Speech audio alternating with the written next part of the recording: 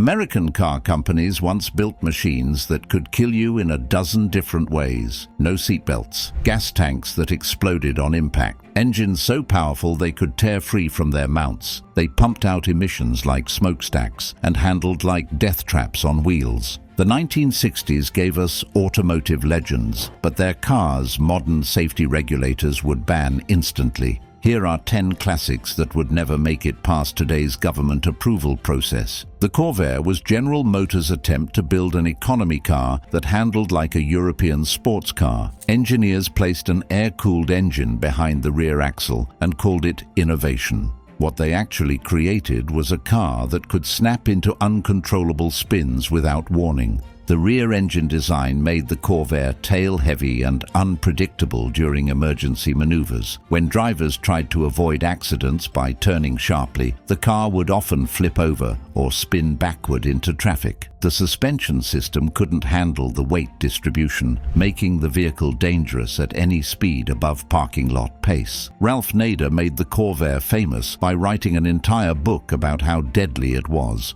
Unsafe at any speed, described in gruesome detail how the car's design killed and maimed drivers who thought they were buying reliable transportation from America's largest automaker. The Corvair's rear-mounted engine could break loose from its mounts during collisions, crushing passengers in the back seat. The fuel system was equally dangerous, with gas lines running through the passenger compartment where they could rupture and create fireballs during crashes. Modern crash testing would destroy any Corvair within seconds. The car had no crumple zones, no reinforced passenger compartment, and no safety features beyond basic brakes and steering. Federal regulators would laugh at any manufacturer trying to sell such a death trap today. General Motors eventually admitted the Corvair was fundamentally flawed and stopped production in 1969. The car that nearly destroyed GM's reputation became the reason why government safety regulations exist in the first place. Ford's small car development in the late 1960s produced prototypes that would explode into flames during rear-end collisions. These early versions of what became the infamous Pinto featured gas tanks positioned directly behind the rear axle, where they could be punctured by protruding bolts during crashes. Company engineers knew the design was deadly, but calculated that paying lawsuit settlements would cost less than redesigning the fuel system.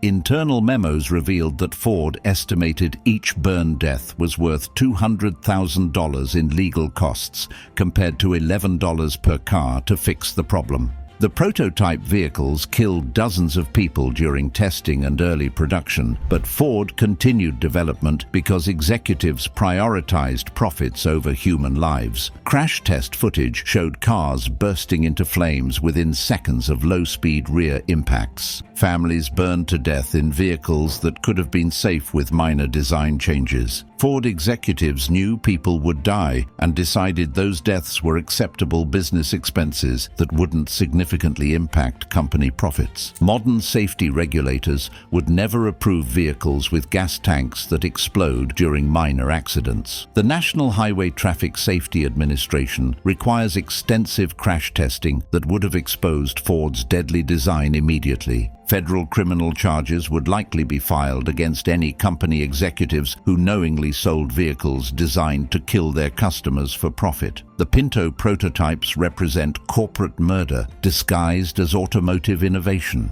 The Cobra 427 was essentially a racing car that someone forgot to make street legal. This machine packed over 500 horsepower into a lightweight chassis with no safety equipment whatsoever. The car could accelerate from 0 to 60 in under 4 seconds while offering its driver nothing but a lap belt and prayers for protection. Carroll Shelby built the Cobra by stuffing Ford's largest racing engine into a modified British sports car chassis that was never designed to handle such massive power. The result was a vehicle that could reach lethal speeds instantly while providing no protection if anything went wrong. The car had no airbags, no crumple zones, no roll cage, and no electronic safety systems of any kind. Drivers sat inches from an engine that could break loose from its mounts and crush them during high-speed accidents. The fuel system was equally primitive, with gas lines running throughout the vehicle where they could rupture and create infernos. Cobra owners died regularly in accidents that modern safety features would make survivable.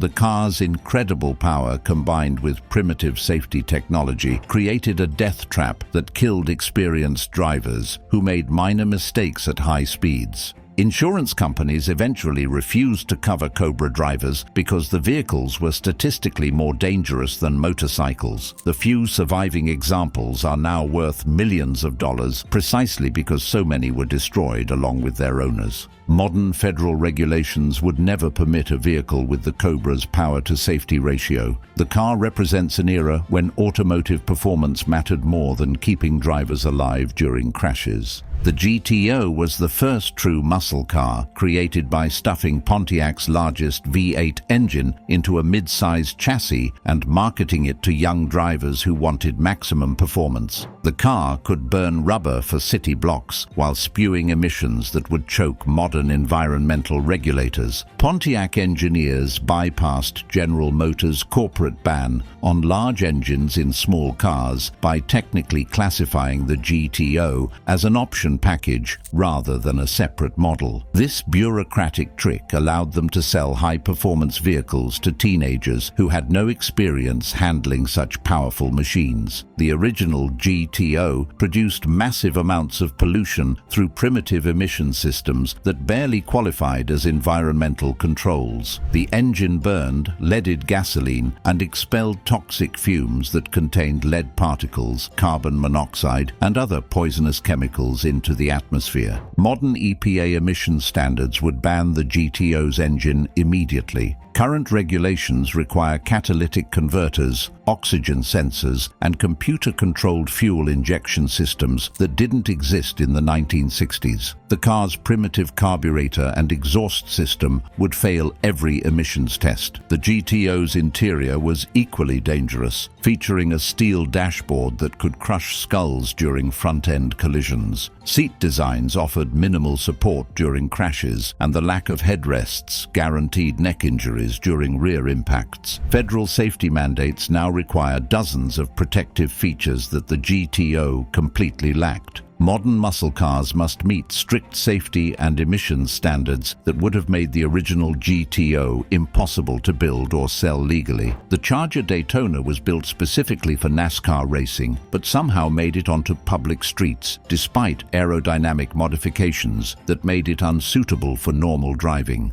The car featured a massive nose cone and a rear wing that stood nearly 2 feet above the roofline. These aerodynamic devices were designed for high-speed oval racing, not suburban commuting. The nose cone blocked the driver's view during parking and low-speed maneuvering, while the rear wing created dangerous lift at highway speeds that could launch the car airborne during emergency maneuvers. The modifications made the Charger Daytona essentially a race car with license plates. The vehicle was unstable at normal driving speeds and required special skills to operate safely on public roads where other traffic existed. Modern vehicle regulations prohibit modifications that compromise safety or visibility. The Daytona's racing-oriented aerodynamics would never pass federal safety inspections required for street-legal vehicles today. The car's extreme design made it valuable to collectors precisely because so few were built and fewer survived. Most Daytonas were destroyed in racing accidents or crashed by street drivers who couldn't handle the vehicle's specialized characteristics. Current DOT regulations require all street-legal vehicles to meet strict safety and visibility standards that the Charger Daytona's racing modifications would violate immediately. The car represents an era when racing technology could be sold to the public without government oversight. Early Volkswagen Beetles were death traps disguised as economy cars. These vehicles had no seatbelts, no safety glass, and fuel systems that could explode during minor accidents. The car's rear engine design made it prone to dangerous handling characteristics that killed inexperienced drivers. The Beetle's air-cooled engine was mounted behind the rear axle, making the car extremely tail-heavy and unstable during emergency maneuvers. When drivers tried to avoid accidents, the vehicle would often spin out of control or flip over completely. Beetle interiors featured steel dashboards, door handles that could impale passengers during crashes, and seats that offered no support during collisions. The car's primitive construction meant that minor accidents often resulted in serious injuries or deaths that modern safety features would prevent. The fuel system was particularly dangerous, with gas lines running through the passenger compartment where they could rupture and create fires during crashes. The engine's heat could ignite fuel vapors, turning minor accidents into deadly infernos. Federal safety regulations forced Volkswagen to completely redesign the Beetle for American markets after 1968. The changes were so extensive that later models bore little resemblance to the original death trap that had been popular with budget-conscious buyers. Modern crash testing would destroy early Beetles within seconds. The cars had no crumple zones, no reinforced passenger compartments, and no protection against side impacts that are now standard on all vehicles. The original Z28 was Chevrolet's answer to Ford's Mustang in the muscle car wars. This high-performance package included a racing engine, heavy-duty suspension, and absolutely no emissions controls whatsoever. The car could outrun police while poisoning everyone within miles of its exhaust pipe. Chevrolet built the Z28 specifically for racing homologation requirements, meaning the company had to sell a certain number of street versions to qualify for competition. The result was a race car with license plates that ordinary drivers could purchase and attempt to operate on public roads. The Z28's engine produced massive amounts of pollution through primitive fuel systems that maximized power at the expense of environmental protection. The car burned leaded gasoline and expelled toxic fumes that would violate every modern emissions standard by enormous margins. Modern EPA regulations would ban the Z28's engine immediately. Current standards require catalytic converters, computer-controlled fuel injection, and emissions monitoring systems that didn't exist in the 1960s muscle car era. The car's interior was equally primitive, featuring steel components that could crush occupants during crashes and seat designs that offered minimal protection during collisions. The lack of modern safety features made every Z28 drive a potential death sentence. Federal safety and emissions mandates now require dozens of protective and environmental systems that the original Z28 completely lacked. Modern performance cars must meet strict standards that would have made the original Z28 impossible to build legally. The early Barracuda was Plymouth's attempt to compete in the emerging muscle car market by stuffing large engines into compact chassis designed for economy cars.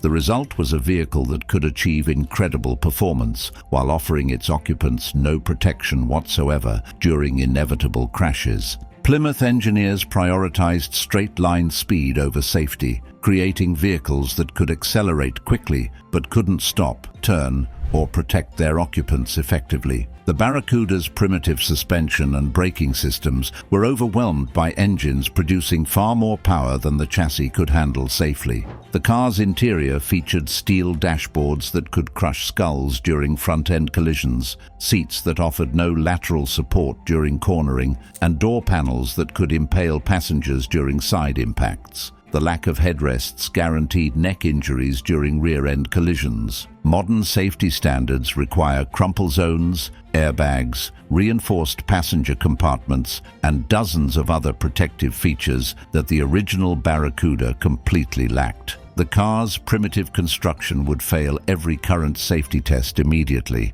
The Barracuda's emission systems were equally primitive, consisting of little more than basic exhaust pipes that expelled toxic fumes directly into the atmosphere. Current EPA standards would ban the car's engine and fuel system immediately. Federal regulations now prohibit the sale of vehicles that can't meet minimum safety and emission standards. The original Barracuda's combination of high performance and primitive safety technology would make it illegal to manufacture or sell today.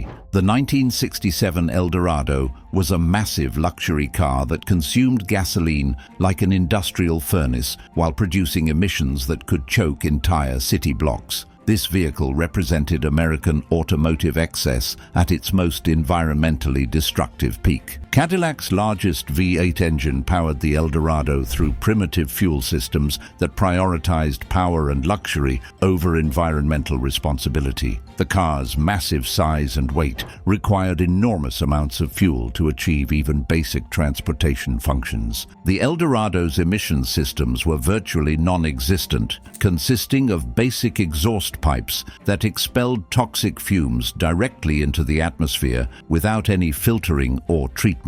The car's pollution output would violate modern environmental standards by massive margins. Modern EPA fuel economy and emissions standards would ban the Eldorado's engine immediately. Current regulations require catalytic converters, computer-controlled fuel systems, and environmental monitoring equipment that didn't exist in the 1960s luxury cars. The vehicle's size and weight would also violate modern safety standards designed to protect pedestrians and other vehicles during collisions. The Eldorado's massive front end could cause devastating damage to smaller vehicles and people. Federal regulations now require automakers to meet strict fuel economy averages across their entire vehicle lineup. The Eldorado's abysmal gas mileage would make it impossible for any manufacturer to sell while meeting current environmental standards. The Continental featured rear doors that opened backward, earning the nickname "suicide doors"